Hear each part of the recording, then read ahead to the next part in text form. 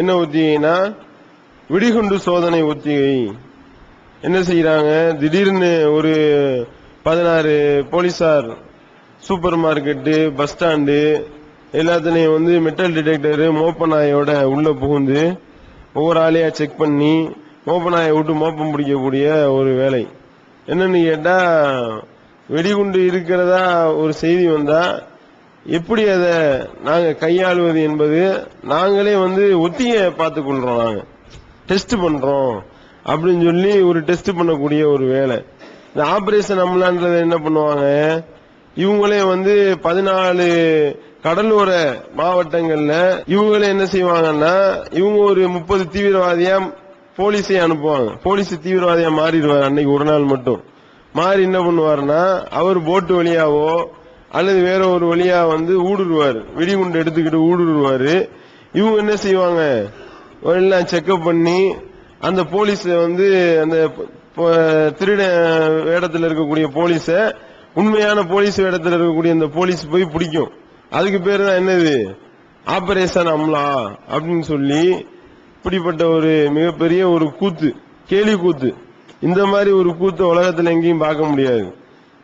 இது முதல்ல இது சரிதானா, இப்படி செய்யறது முதல்ல மூளைக்கும் அதுக்கும் சம்பந்தம் இருக்கா, ஒரு அறிவாளி இந்த மாதிரி செய்யலாமா அப்படின்னு நம்ம ஆய்வு பண்ணி பார்த்தால், அதாவது தீவிரவாத தாக்குதல் நடத்த போறாங்க அப்படின்னு ஒரு செய்தி வந்தா எப்படி செயல்படணும்ன்றத அது இயல்பாவே எல்லாம் வர வேண்டியது. இதெல்லாம் இது இந்த மாதிரி டம்மியா 4 பேரை அனுப்பி 4 பேரை செக்கப்புக்கு அனுப்பி அந்த 4 பேரை இவங்க தீவிரவாதி மாதிரி ஆக்கி அந்த 4 பேரை இவங்க அரெஸ்ட் பண்ணவனையும் ஆபரேஷன் அம்லா வெற்றி.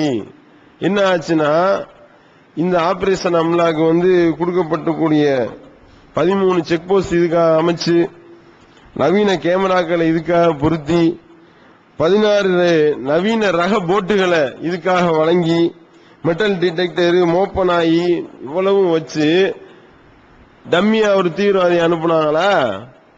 அந்த டம்மி தீவிரவாதி போன வருஷம் என்ன பண்ணான்னா, இது 6வது தடவை நடக்கிறது. வருஷத்துக்கு 2 தடவை இந்த கிறுக்குத்தனத்தை பண்றது. போலீசார் எல்லாம் சேர்ந்து வேலை வெட்டி இல்லாம வேற வேலை இல்லை, அதனால இப்படி செய்ய வேண்டியதுதான். அப்படி செய்யும் பொழுது போன வருஷம் என்ன ஆச்சுன்னா, இவ்வளவு பாதுகாப்புகளையும் மீறி அந்த டம்மி தீவிரவாதி உள்ள குண்டை வச்சுட்டு போயிட்டான். ஆளை பிடிக்க முடியலங்க.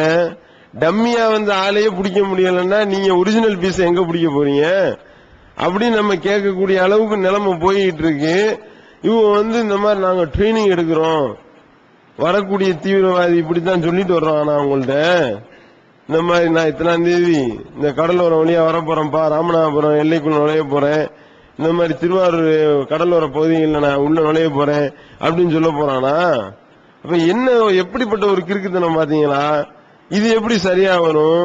இப்படி நடத்தணும் என்றால் இது திறமையை குறைக்குமா கூட்டுமா? சாதாரண அடிப்படையான அறிவு கூட கிடையாது. ஒருத்தவன் குண்டு வைக்கிறதுக்காக ஒருத்தவர் வர்றாருன்னு வைங்க, என்னன்னா மக்களை ஃபுல்லா பரபரப்புக்குள்ளாக்கி பீதியாக்குறது. சும்மா அமைதியா இருக்கக்கூடிய மக்கள்கிட்ட திடீர்னு மோப்ப நாயை தூக்கிட்டு மெட்டல் டிடெக்டரோட ஒரு சூப்பர் மார்க்கெட்டுக்குள்ள பூந்தா என்னங்க ஆகும்? பதற மாட்டாங்களா? அம்மாடி என்ன ஆச்சு ஏதாச்சு அப்படின்னு பதறி போய் இப்படி இவங்க பண்ணக்கூடிய இந்த கூத்துல மக்களுக்கு அன்னைக்கு ஒரு நாள் டென்ஷன் அதிகமாகுது. என்னடா இந்த மாதிரி இப்படி பண்ணிக்கிட்டு இருக்கிறாங்களே என்று சொல்லி பதறக்கூடிய நிலைக்கு மக்களை தள்ளுகின்றார்கள் பார்க்கிறோம். அப்போ இது எப்படி சரியாகணும் அப்படின்னு ஆய்வு செய்யணும்ல. இது எதுக்குன்னா, இந்த மும்பை கடலோர பகுதியில தீவிரவாதிகள் உள்ள நுழைஞ்சு இந்த தாஜ் ஹோட்டல் எல்லாம் அட்டாக் பண்ணாங்களா இல்லையா, அதுல இருந்து வர்றதுதான் இது. அதுல இருந்து அப்ப கடலோர பகுதியில உள்ள நுழைகிறதா இருந்தா நம்ம எந்நேரம் அலாட்டா இருக்கணுமா இல்லையா? அப்ப நம்ம என்ன செய்யணும், இந்த மாதிரி ஒரு 4-10 தீவிரவாதியும் போலீஸே தீவிரவாதியை அனுப்பி நம்ம செக் பண்ணுவோமே அப்படின்னு சொல்லி அப்பதான் இந்த கிறுக்குத்தனம் உருவாகுது. இது எப்படி சரியா வரும்? இப்படி 4 தீவிரவாதின்ற போர்வையில போலீஸையே அனுப்பி விட்டா அது தீவிரவாத செயலை தடுக்குமா என்றால் தீவிரவாதிகளுக்கு இது பிளஸ்ஸா தான் போகும். இதை யோசிக்க மறுக்கிறாங்க.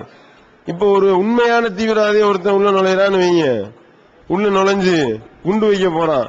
எல்லா மக்கள் கேட்கிறாங்க, யாரா இது தீவிரவாதி மாதிரி நீ தெரியுதுடா, நான் போலீஸ் ஆபரேஷன் அம்லாக்கு வந்திருக்கேன் அப்படின்னு சொன்னா மக்கள் நம்பிடுவானா இல்லையா?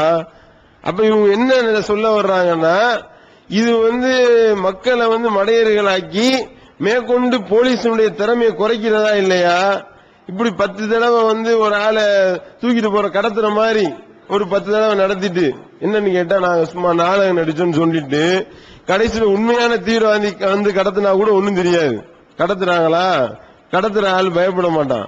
ஆபரேஷன் அம்லா தூக்கிட்டு போங்க தூக்கிட்டு போங்க, அவன் தூக்கிட்டு போய் கொலை பண்ணதுக்கு அப்புறம் தான் உண்மையான ஆபரேஷனா அப்படின்னு தெரிய வரும். அப்ப என்ன ஆகுதுன்னா இப்படி மக்களை மடையர்கள் ஆக்கக்கூடியது ஒரு பக்கம். ரெண்டாவது இந்த தினங்கள் கொண்டாடுறாங்களா இல்லையா? அன்னையர் தினம்னு கொண்டாடி அன்னைக்கு மட்டும் அன்னைக்கு பூஜை போட்டு அடுத்த நாள் குழி தோண்டி புதைச்சிடுறது அன்னைய. இந்த மாதிரி செய்யக்கூடிய கிறுக்குத்தனங்கள்ல வருஷத்துல 365 நாள் அலாட்டா இருங்க, 365 நாளும் பாதுகாப்புல கவனமா இருங்க. ஒரு நாள் மட்டும் இதுவும் அந்த தினம் கொண்டாடுற மாதிரி தான் இதுவும். அப்ப பாக்குறோம் இப்படி ஒரு வேலையை செய்யக்கூடியதை பாக்குறோம். இதுல ஒருபடி மேல போய் நெல்லை மாவட்டத்தில் என்ன கூத்து பண்ணிருக்காங்கன்னா இந்த குழந்தைகளை கடத்திட்டு போறாங்களா இல்லையா, குழந்தை கடத்தலை எப்படி தடுப்பது அப்படின்னு சொல்லி ஒரு ஒத்திகை. என்ன ஒத்திகை? ஒரு குழந்தை பிறந்து 3 நாள் ஆயிருக்கு. ஒரு குழந்தை, அந்த குழந்தை பிரசவ வார்டுக்குள்ள ஒரு ஏட்டு என்ன செய்யறாருன்னா மப்டியில போய் என்னம்மா நல்லா இருக்கீங்களா அப்படின்னு சொல்லி அவங்க குழந்தையினுடைய தாயாட்ட பேசிக்கிட்டு இருக்காரு. பேசிக்கிட்டு அந்த எங்க பாத்ரூம் போயிருப்பாங்க போல, பார்த்தா குழந்தைய காணோம். குழந்தைய தூக்கிட்டு போயிட்டாங்க. செக் பண்ணி இருக்கிறாங்களாம் குழந்தை கடத்தலை எப்படி தடுப்பது, ஒத்திகை பார்த்தார்கள். அந்த தாய் பதறி போய் எவனோ குழந்தைய திருடிட்டு போயிட்டான் அப்படின்னு சொல்லி அலறி அடிச்சு மருத்துவமனை நிர்வாகத்துக்கு தகவலை கொடுத்து, மருத்துவமனை நிர்வாகம் போலீஸுக்கு தகவலை கொடுத்து, போலீஸ் டிஐஜி கமிஷனர் பொறுப்புல உள்ளவர் இவங்க எல்லாம் அந்த மருத்துவமனையை முற்றுகையிட்டு எல்லாம் பரபரப்பாக்கி டக்குன்னு கேமராவை போடு, அதை போடு, இதை போடு அப்படின்னு சொல்லி கேமரால அப்படியே ரிவைண்ட் பண்ணி பார்த்தா ஒரு பெண்மணி. இந்த பெண்மணி எங்கே? காலையில் 8:30 மணில இருந்து 10 மணி வரைக்கும் இந்த கூத்து. 10 மணிக்கு அந்த பெண்மணியை கூட்டு வர சொல்லி இந்த இருக்கு உங்க குழந்தை அப்படின்னு சொல்லி தூக்கினவனையும் நாங்க இந்த ஆபரேஷன் அம்லா மாதிரி செக் பண்ணி பார்த்தோம். மக்கள் எல்லாம் கொதிச்சு போய் என்ன இதுல விளையாடுறீங்களா குழந்தையுடைய உயிர்ல, இப்படி குழந்தைய தூக்கிட்டு போனா என்ன ஆகும் அப்படின்னு சொல்லி மக்கள் எல்லாம் எதிர்ப்பு தெரிவித்தார்கள் அப்படின்றதையும் செய்தியா போடுறாங்க. ஜூன் 18ஆம் தேதி நடந்த சம்பவம் 19ஆம் தேதி வந்த செய்தித்தாள்கள்ல இந்த செய்திகளை போட்டிருக்கிறாங்க. இப்ப பாக்குறோம் இப்படிப்பட்ட கிறுக்குத்தனம்லாம் முதல்ல சரியா வருமா? இது எப்படி சரியா வரும்? இப்படி ஒத்தியை பாக்குறதுனால என்ன நடக்க போகுது உங்களுக்கு? இப்படி குழந்தைய திருட போற ஆட்கள்லாம் நான் திருட வர்றேன் கண்டுபிடிங்க இப்படி கேமரால தெரியற மாதிரியா வருவான். ஒரு தடவை பிடிச்சிட்டா கேமரால கொண்டு போய் முதல்ல துணியை வச்சு மூடிடுவான், மூடிட்டு வேலையை பார்க்க போறான். அதுதான் நடக்க போகுது. அப்ப என்ன செய்யறாங்கன்னா ஆபரேஷன் அம்லா என்ற பேர்ல தீவிரவாதிகளை அலர்ட் பண்ற வேலை. தீவிரவாதிகள் பாத்துக்கிட்டு இருப்பான். அப்ப இவங்க இந்த மாதிரி ரூட்ல வந்தாங்கன்னா அப்ப நம்ம வேற ரூட்ல போவோம் அப்படின்னு சொல்லி தீவிரவாதிகளுக்கு வழிகட்டக்கூடிய ஒரு வேலையை இவர்கள் செய்து கொண்டிருக்கின்றார்கள். இப்படி இருக்கிற மக்களை பதறை அடிக்கக்கூடிய, இருக்கிற மக்களை பீதிக்குள்ளாக்கக்கூடிய வேலையை செய்கின்றார்கள். இது சரியா மார்க்க அடிப்படையில அப்படின்னு நம்ம பார்த்தோமே. ஆனால் நபிகள் நாயகம் ஸல்லல்லாஹு அலைஹி வஸல்லம் அவர்கள் இதற்கு அழகான வழிகாட்டுதலை சொல்லி தர்றாங்க. எப்படிப்பட்ட ஒரு வழிகாட்டுதல் பார்க்கிறோம். ரசூல் ஸல்லல்லாஹு அலைஹி வஸல்லம் அவர்களும் அவங்களுடைய தோழர்களும் ஒரு பிரயாணத்துல போறாங்க. அப்படி அந்த பிரயாணத்துல போகும்போது அகமதுல வரக்கூடிய ஒரு செய்தி, ஆதாரப்பூர்வமான செய்தி. அந்த பிரயாணத்துல போகும் பொழுது சஹாபாக்கள் எல்லாம் தூங்கிட்டு இருக்கிறாங்க. ஒரு சஹாபி தூங்குறாரு, மற்ற சஹாபாக்கள் முழிச்சிருக்கிறாங்க. அப்ப என்ன பண்றாங்கன்னா அந்த தூங்கி கொண்டிருக்கிறாரா இல்லையா ஒரு சஹாபி, அவருடைய அந்த அம்பு, அதாவது என்னன்னா ஒருவருடைய பாதுகாப்பே அவருடைய அம்பு தான், அவருடைய அந்த ஆயுதம் தான். அது அவர்கிட்ட இருந்து இல்லாம போச்சுன்னு யாராவது எடுத்துட்டா முடிஞ்சு போச்சு, மேட்ரு ஓவர் அவருக்கு, அப்படிதான் அர்த்தம். அப்படி இருக்கக்கூடிய நிலையில அந்த சஹாபி தூங்கிட்டு இருக்காரு. தூங்கிட்டு இருக்க சஹாபியினுடைய அம்பு எல்லாத்தையும் மற்ற சஹாபாக்கள் எடுத்து ஒளிச்சு வச்சிடறாங்க. எடுத்து ஒளிச்சு வச்சா எப்படி முடிச்சு பாக்குறாரு. முடிச்சு பார்த்து அம்ப காணாலும் பதறி அடிச்சு அவரு டென்ஷன் ஆகி இப்படியே தேடுறாரு. உடனே எல்லாரும் கடந்து சிரிக்கிறாங்க. சிரிச்ச உடனே ரசூல் ஸல்லல்லாஹு அலைஹி வஸல்லம் வர்றாங்க. ஏன் எதுக்கு சிரிக்கிறீங்க அப்படின்னு கேட்கிறாங்க.